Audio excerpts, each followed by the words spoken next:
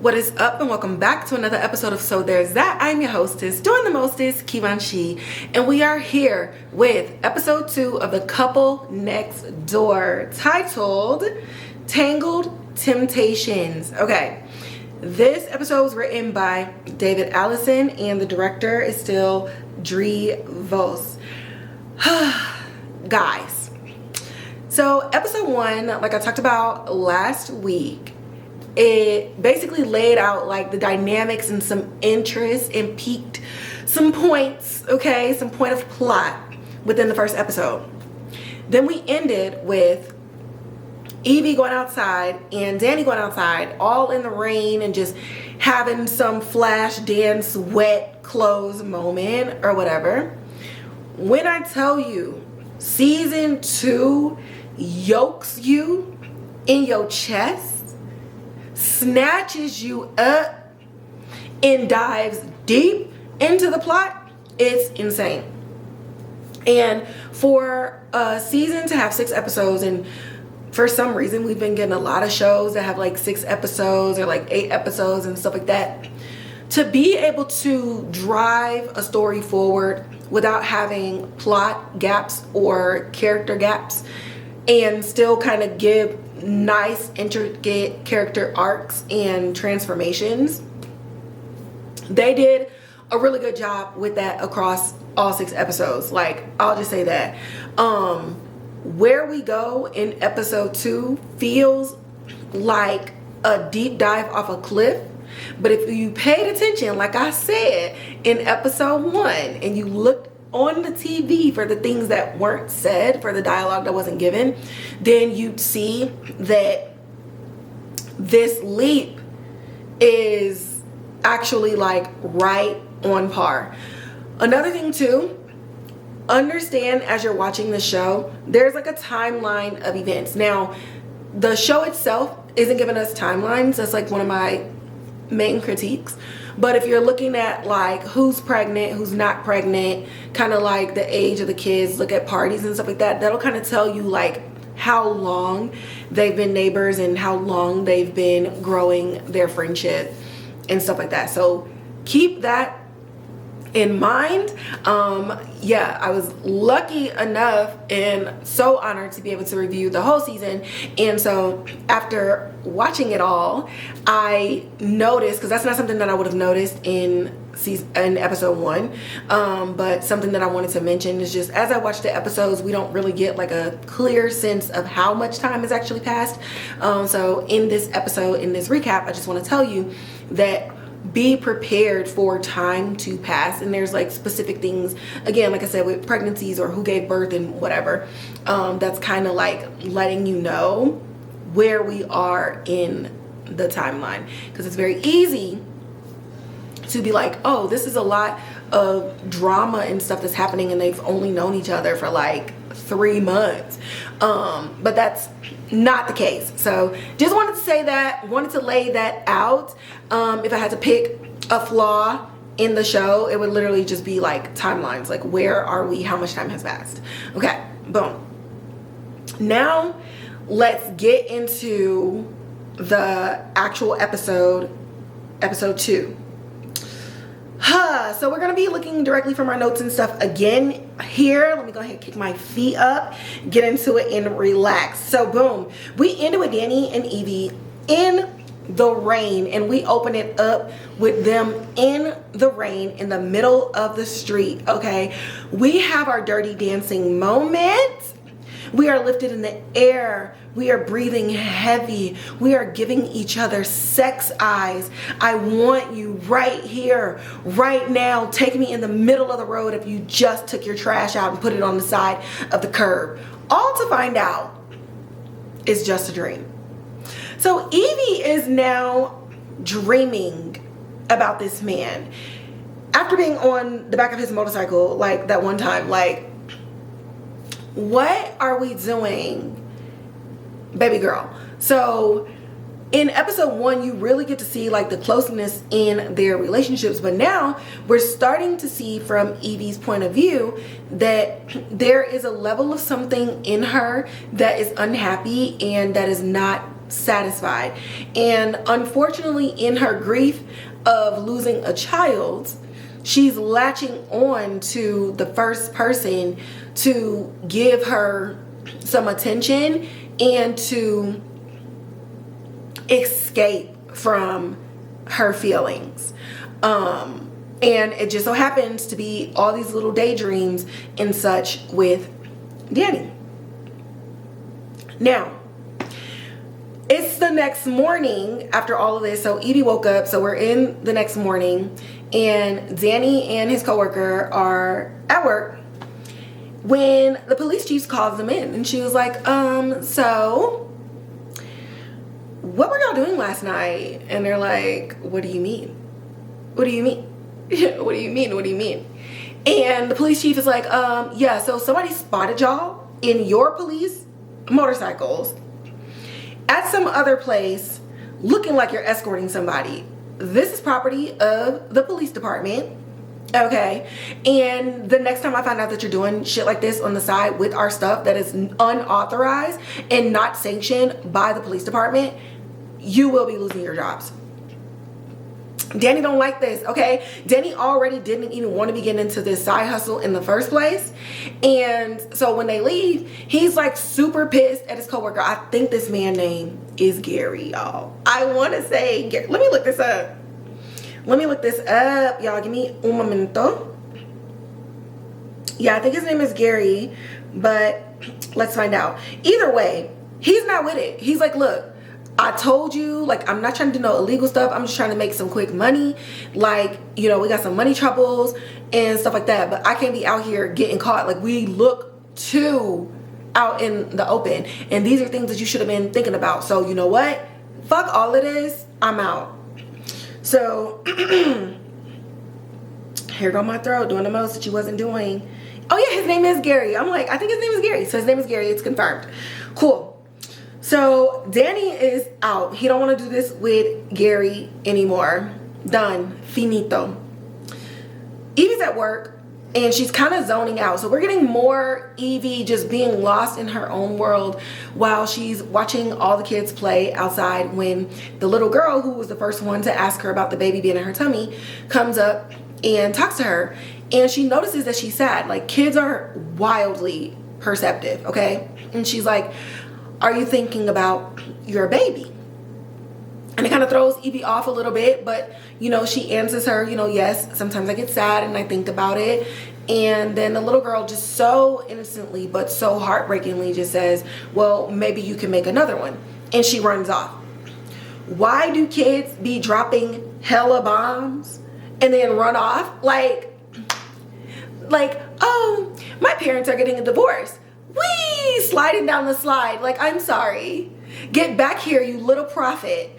But I love that. I love how kids will take an adult problem and simplify it at like the lowest level, which what she said is not wrong, but obviously the intricacies of IVF, not being able to have a baby, multiple miscarriages and stuff like that, the kid doesn't know. But I thought it was a very sweet moment between them. And this little girl, it's just very, I don't want to say she in her business, but this girl is just very hyper aware of moods and everything that's going on around her. And I kind of love that for her. Well, turns out Rachel comes to Evie's job. They're walking. It seems like maybe this is like a lunch break or something like that. And Jesus Christ, none of this was happening until I hit record. Okay, so they're talking about the dinner because Rachel hasn't been back. I mean, not Rachel. Evie hasn't been back over her parents' house since the whole dinner fiasco. And when Rachel's like, well, you know, they didn't necessarily mean it that way, Evie snaps off and she's like, you never defend me. You're always defending them. Like, that is not how you treat your child. Like, I lost my child and they were just being non-supportive, and I'm not like finna be putting up with this. You of all people, like, you're my sister. You're my sister. And so in the middle of this conversation, Becka is coming by with her running group from the neighborhood, and she just stops for a moment. You know, she's jogging in place. She's like, hey, you know, stuff like that. And Evie introduces him just briefly, and Becca's like, your sister is just a godsend, like she's such an amazing person, but you know what, let me catch up to the girls, I will catch up with you later. And Rachel kind of makes this comment about like, she seems kind of like close for you only knowing her for like a few months. And again, Evie is just hyper defensive, and she's like, she's done more for me in these few months that I've known her than any of y'all did, and I'm related to y'all. And Rachel's like, I'm not trying to like fight with you, girl, like relax. I'm just saying, like, she feels a bit much, because even when Becca got introduced to Rachel, she just hugs her and all this other stuff, but that's just Becca's personality, and it can take people by storm. Obviously Evie doesn't have an issue with it, but Rachel is just trying to make conversation. Turns out the reason things are just kind of coming out wrong from Rachel, and she's kind of just missing the mark with her sister, is because she's struggling to tell her something that she's been wanting to tell her for a long time. And the bomb is dropped that Rachel is pregnant, and she didn't know how to tell her because of Evie's own situation, and she was just scared, but she just wanted to share this with her sister. So Evie's like super excited, and she's hugging her and everything like that, but you could just see it in her eyes. Her eyes don't match the energy that she's trying to portray, but she gives enough energy for Rachel to feel relief in sharing this news. But one of the things to note in this situation is it's been 3 months since Evie lost her baby, and Evie was about 4 months pregnant, 4 or 5 months pregnant, and her sister is now 12 weeks, 4 months pregnant, 3 months pregnant, Jesus Christ.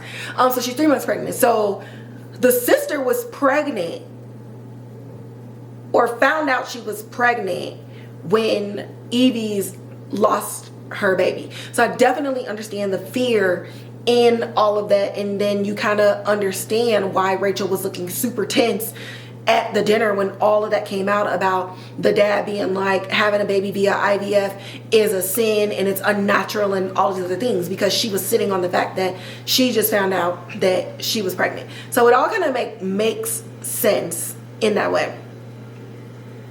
Well, we're in the neighborhood, and we see Alan is still focused on stalking Becka. So Alan is the person that I was talking about at the end of my last recap for episode 1.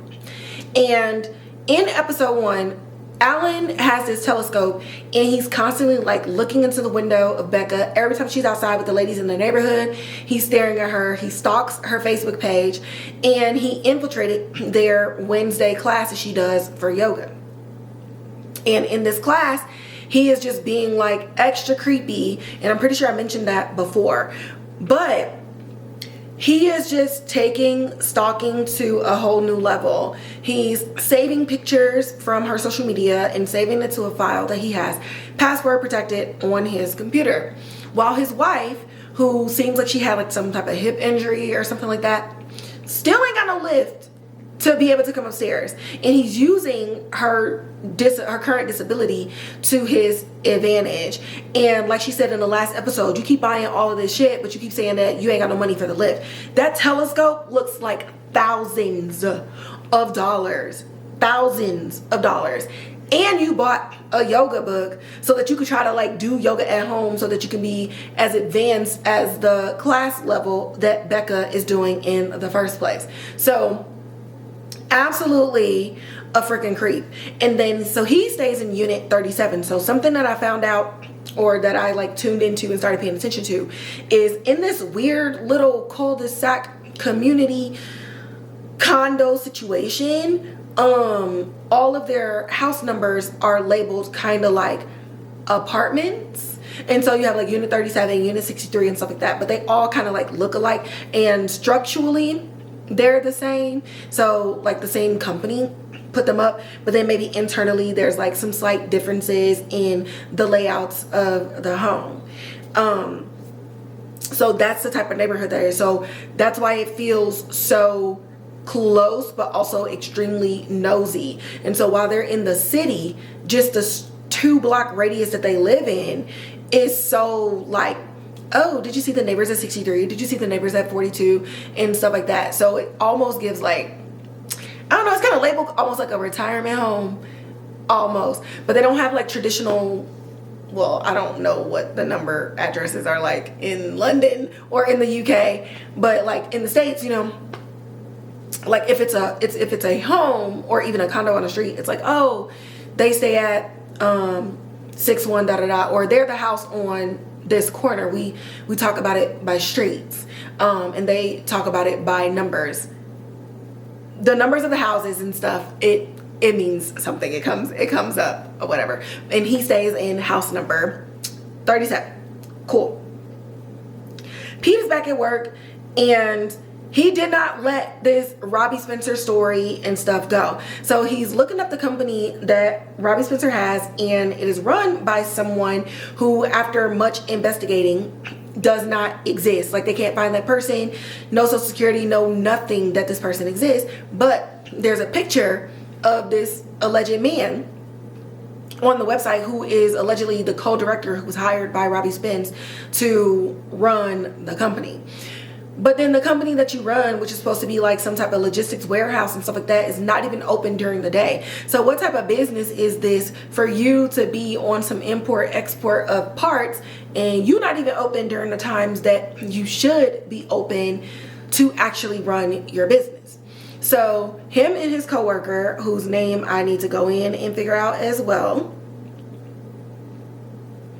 Her name is Sophie. So him and his coworker Sophie, they're like, okay, let's dig a little bit more into this because we really need to pitch this for us to be able to keep our jobs and, you know, get us on the map as journalists. Okay, so they decide that they're gonna investigate this fully without the consent of their chief editor. Evie is back at home from work, and my good sis is down bad. She is not taking the pregnancy of her sister well at all. Like, at all. She's just out and just zoned out and not even communicating anything at all. Jesus, his lashes fell right into my eye. It's like every little nuanced thing that could be annoying is happening to me right now. So she goes outside and she's still in this like disassociative state, and she's staring at the koi fish pond and she has to feed the fish. Now, in the first episode, I specifically talked about these fish because when Pete was outside just kind of coming to terms with the fact that they lost his baby and there's potentially no other chance for them to ever be able to have one, he talks about the fish and how he has to care for them and how people think that they're so easy, but there's certain nuances and stuff that you have to do. So they were almost like Pete's baby, okay? So she goes outside and she has this bucket, and on the bucket, it has like koi fish on there, but I couldn't read everything that was on there. So I'm assuming it's like koi fish feed. Koi fish feed. Jesus, I have something in my eye. My apologies, lo siento, désolé. I forgot how to say sorry in Italian, but boom, you got it. Three languages. And she's just throwing it in there, right, to feed them. And then she just like hyper fixates on this pond, and she's like angrily just throwing hella stuff in there. And so they're like white pellets, and koi fish aren't small, so it makes sense that this will be food big enough for them to consume because koi fish they're big. And so she's just throwing it and throwing it and throwing it and throwing it and throwing it. And then we just move on to the next scene.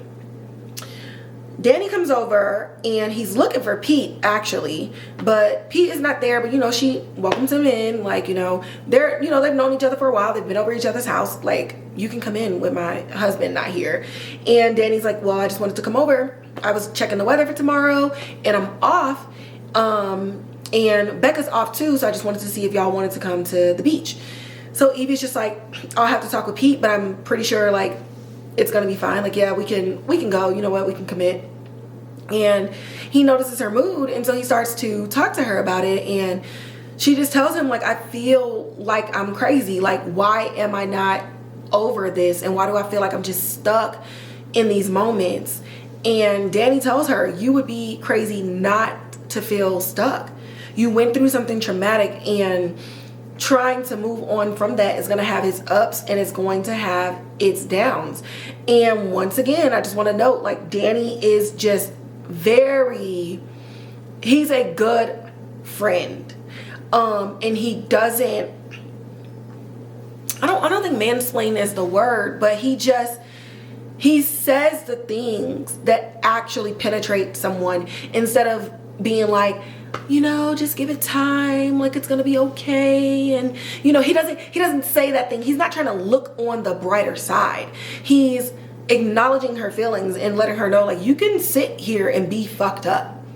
You don't have to be in a rush to move on. You lost a baby, and not just losing a baby, but even a chance of having a baby anymore with your husband. You should feel crazy. Like, you should. And if you ever need to talk, we're always here to talk to you. And he specifically says we, like him and Becka, like, we're here for you. And she just tells him, like, Pete wants to talk all the time, and she's not somebody to talk. And he understands. And Danny's like, I understand that, but your feelings aren't wrong. And eventually, when you are ready to speak, you need to be having these conversations, because your husband should know how you feel, and y'all shouldn't be faking how you feel about this loss to one another. So she thanks him and everything like that, and he heads on about his day. So Pete and his coworker, I keep saying his coworker, Pete and Sophie are sitting on a bench, and they're just going over the information that they discovered while they were out on the case. And Pete ends up getting in a funk because Evie's not texting him back. And Sophie's like, you can, like, chill. And he's like, well, she's just in one of her moods, and I don't really know how to break through, and I just feel like I'm not doing something right. And Sophie's like, this is not about you. Like, why are you taking this personally? You both lost something. So we have people on both sides of it, where Evie, they're both being told by people in their lives, you lost something. Please acknowledge this loss. But while Evie feels like she's stuck in this feelings and she's trying to pretend to move forward, Pete has kind of internalized it to be his fault. And then anytime she's upset, his insecurities are maximized because he's unable to give her a baby. So anytime she's not talking to him, he feels like she's mad at me because we lost the baby. And Sophie's like, you're taking this mad personally, and it literally ain't got nothing to do with you. She's grieving in a way, and also so are you. Take it for the fact that while she's in a funk, allow her to be in that funk and meet her in that funk. Don't try to make it personal and make it about you specifically, or that she's aiming at you specifically. Just respect the fact that she's showing a sign that she's not over it, and go be there for her. So everybody's like giving great advice, and so I really love the friends, or at least the co-workers of the people to Evie and Pete. So Pete goes home, and he's thinking about what Sophie says, and he's like, okay, how about we do something with just the two of us this weekend so we can just spend some time together. And that's when Evie is telling him, well, we're going to the beach with Danny and Becka. And Pete has a problem with this, because it's like, it seems like you're using them and us constantly hanging out with them as like this escape, and we are not spending any time alone together. And Evie's like, look, we said we wanted to make some friends. We're making friends. I don't understand, like, why you're upset. So Pete's just like, okay, whatever, cool. And Evie does the thing that she doesn't like to do, and she opens up and she tells Pete why she's upset. And she's upset because Rachel is pregnant. And so just kind of from there, Pete just kind of understands a little bit, and he kind of backs off of the whole like beach situation. Okay, so the next day we're headed to the beach, we're sitting around, we're drinking some beers, we're just sunbathing and stuff like that, when the question of how Becka and Danny met comes up. And Becka tells him, well, I was actually in a relationship when I met Danny. And Pete's like, oh, well, that's kind of messy. And she's like, well, no, I was in a non-monogamous relationship. And so now Pete is like openly asking so many questions. And Evie is looking internally intrigued, but outwardly she tells Pete to like back off with the questions. But Becka and Danny are like, we don't have nothing to hide. We enjoy talking about this. Like, there are rules. We follow the rules. We set the standards and the boundaries within our own relationship. One of our biggest rules is we'll never bring in another couple with just the one of us. It has to be the both of us. Both of us has to consent. Both of the other party has to consent. And we love each other, and it just works. And so we're getting all of the hints and the peeks and the sneak looks from episode 1 answered at the beach in this moment. So from there, they're like, you know what, this was a great conversation, glad we're opening up and getting to know each other, let's take some shots and get this mood really started. So they're out there, they're drinking, they're taking shots. Becka puts on some bomb ass music, we're having a good time, she's dancing with Danny. And then Becka calls Pete and Evie over. And so Evie goes over to Pete, and, you know, she's kissing him. She's trying to get him to come up, but he's like, no, you know, you got it. I'll just watch. Evie goes over there and she's dancing with them. They're all sandwiched and everything like that. And then Becka walks away, and then she goes over to where Pete is, and she kind of runs her hand across his shoulder. And Evie and Danny are kind of left dancing quite sensually. Hands are roaming on the edge of respect. And what I really liked about this moment, especially with editing and sound and music, the song itself starts to fade, and then there's new music in this bubble of Evie and Danny, and you hear their breathing, and they're breathing into each other's cheeks and face and mouth, and kind of just in their own world. And then Danny kind of like breaks it apart, and the music kind of fades back in. Really, really love that moment, because we're getting more heightened situations with the dream sequence and how Evie feels about Danny, and then now this thing in real life, especially after having this specific conversation. Okay, so we leave the beach that night, and everybody goes home. So first we're in Evie and Pete's house, and Pete's like, okay, let's get ready to go to bed, let's just wind down. And Evie's like, I was thinking that we can continue to turn up, because interesting news that we found out about our neighbors today. And he was like, yeah, you know, that's quite interesting, like, don't you think it's a bit weird? And she's like, well, I don't think it's a bit weird. And she ends up just asking him, like, have you ever thought about me with another woman? And he's like, what is going on?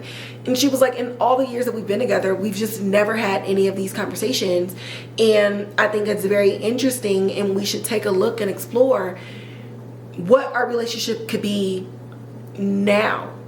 And at first Pete is kind of taking some offense, like, am I not enough for you? I just feel like you're the one for me, like, you're all I want, like, what do you think? And then he finally stops, and he's like, okay, well, what do you want? And what do you fantasize about? And I like that in this moment he went away from his own internalized panic and genuinely asked her, what does she want? And she straddles him, and she's like, I don't know, but let's find out. And from there, we're having some good old-fashioned, you know what, on this couch, okay? Across the street, Becka is straddling Danny as well, and she's like, I want the neighbors. You like her, I know you like her, and I see the way that he looks at me when he thinks that I'm not looking. And Danny's like, hell to the no. We do not do friends. The rules are there for a reason. It gets messy.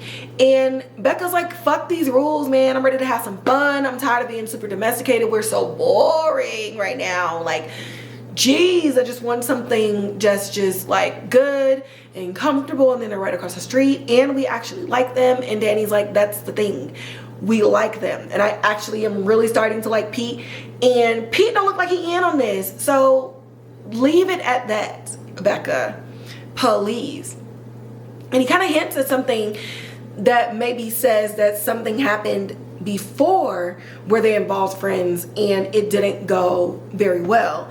And it seems like it didn't go very well on Becca's end because he's like, you are the reason we have rules in the first place. So she's all huffing and puffing or whatever. And we just kind of leave it at that. So we got one couple potentially being like, okay, maybe. But then we have Danny being like, we will never cross this line. Okay. Cut to Alan, okay? Again, Alan is stalking Becca's Facebook page. This is literally his job at this point. Because every time this man say he got to leave for work, he leaving to do something Becca related. And he's looking onto her Facebook page and sees some comments underneath one of her posts. And one lady was like, can we just make Wednesdays all women again? And then you see somebody else being like, hey, we need to be inclusive or whatever. And they're like, yeah, but that man that came in here on Wednesday, like, what a creep, what a perv. And it had 4 likes on it. So he clicks on the likes to see who liked it. And Becka was one of the people that liked it. So basically they're all just like, oh, he gives creepy vibes. He's a perv. We need to make this all women again. I don't feel comfortable with him going to the class. And the only thing that really incites him and makes him angry is the fact that Becka agrees. But sir, did you not heed her shutting you down and being very firm in what she said when you showed up to the last class and she referred you to somebody else? But you know, the mind of a stalker, okay, the mind of just somebody who has the stirrings and the inklings of someone who could advance from distant stalking to physical sexual assault. Like, he's just not right up there. So he's pissed, okay?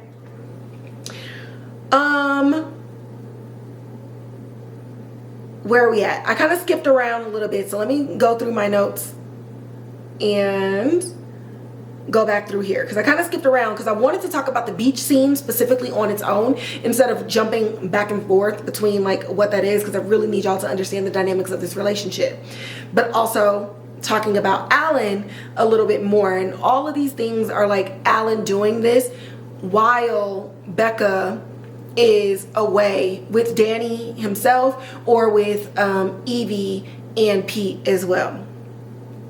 Okay. One thing that I forgot to mention on the beach is that Pete ended up talking about how after they were talking about confirming their lifestyle and non-monogamy and stuff like that, Pete just kind of made a little joke and he was like, that's why it feels like everybody's watching you. Like, I step outside and I just feel like everybody's looking and you see the curtains and stuff sliding open. And Becka was like, oh my God, I thought I was the only one. Like, I literally step outside and I just feel like everybody's watching me. And then the man in 37 ended up showing up to my yoga class and she was like, it was just so weird. And Danny was like, he did, huh? So after the whole beach thing, Danny is getting ready to go to work the next day and Alan was out putting trash on the lawn. So Danny comes over under the guise of just talking about like, why are you putting trash out on a non-trash day? Let's keep the streets clean. But then instantly yokes him up and was like, don't you ever in your fucking life go to my wife's yoga class again, you creepy fucking pervert. If she tells me something else about you, I promise you, I'm running you a 2-piece. Do you understand me? And Alan's like, well, it's a free country. I can go, it ain't free over here. It ain't free over here when it concerns my wife. So you gonna back the hell off or we're gonna have some problems. So Alan is a little bit shaken up, but he's also like, oh. who do you think you are, right? He's feeling a little emasculated. He's feeling a little less like a man. And we don't like that, because that's his Becka in his mind, okay?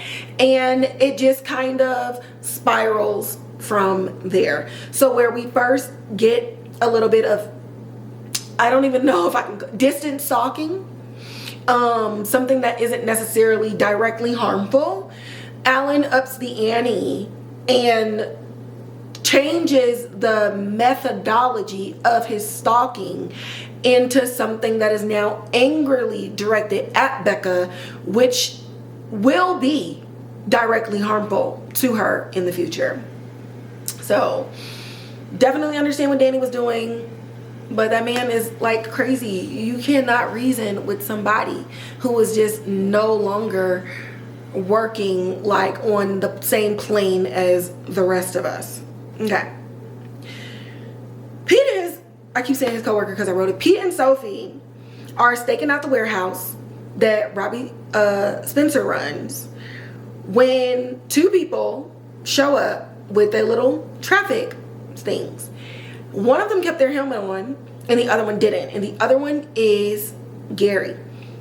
Gary goes over talking to Robbie Spencer specifically, and Pete is kind of like looking at the body type of the other guy, and he's like, I think that's my neighbor. Like, I think that's him, but I'm not sure because he doesn't really see it. Well, it turns out at this meeting, Danny decided to get put back on because, you know, he was upset, but he's having money troubles. You know, he was mad for a little bit, but he's back in the game, okay? And they met up with Robbie at this warehouse because Robbie gave them 2 bikes that they could use to escort because they already got in trouble with the police chief. Listen, I want you to help me with my crimes. I don't want you to get fired. So yeah, I will supply you with the vehicles and the necessities that you need to do my dirty bidding, okay? So Sophie's taking hella pictures of just like the whole exchange and getting all of that stuff situated as well. So Pete ends up going home and he's kind of like mulling over some of these things, and he's looking around for Evie. Evie is in another room. She ain't even acknowledging her man. She hear him calling her, but she ain't saying shit. Why? Because my good sis is on nonmonogamymeets.com setting up a profile so that she can see how soon she can start sleeping with somebody else. So Pete is just kind of like, okay, I don't see her. Maybe she's not at home yet. And, or maybe she's napping. And so he grabs him a little brewski or whatever, and he goes outside in the backyard. So he goes out in the backyard, and it is eerily quiet. He looks at the pond and he notices that there's no movement whatsoever. So he walks closer and we see that all of the koi fish are dead. All you see is like white pellets in the water, and he picks it up and he kind of just looks back at the house, and we end the episode there. So there's that. The Couple Next Door, Season 1, Episode 2, Tangled Temptations. Okay. My immediate thought is that I don't think Evie killed the fish consciously on purpose, but subconsciously, she murdered them fish. I truly believe that she didn't like that Pete didn't I feel like she feels that Pete didn't experience the loss in the same emotional capacity in the way that she did. She lost something physically from her body, and it was outside of his body, but he's not really talking to her about how he truly feels. He's just going on with life regularly, and she keeps seeing him tend to these fucking fish. So I definitely feel like just emotionally, like I said, she was in such a disassociative state. I think she just overfed them and they kept eating and died. It also could have been poison. Like I said, I couldn't read fully what was on the bucket, but I feel like it was food. I don't think she poisoned the fish. I also feel like Evie's mental state is deteriorating a little bit. Her she now has a hyperfixation on Danny that is like coming up a lot in this episode.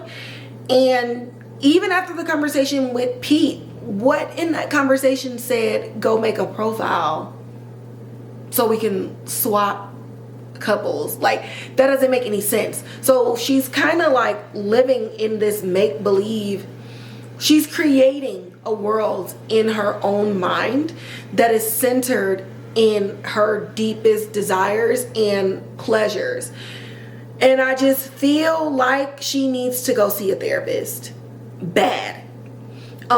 Me personally, I have lost a child, so some of the things that I see in her, in the way that she's coping, and it's very dangerous, I experienced those things. And you just try to replace and fill this void, and you're not doing it in a healthy way at all, because you're failing to grieve for something that you lost. And it's different when you grieve something that you lost that was never born, because people who haven't experienced that don't really understand how you're able to be so in love with something that you've never tangibly held in your hands. And so Evie definitely needs a therapist, and Pete needs to start paying attention to his wife. On Becka and Danny's side, at first, in the first episode, I was just kind of like, but I'm kind of just taking them at face value, and they really seem like good, genuine people. Very extroverted, very loving, very open, and very caring.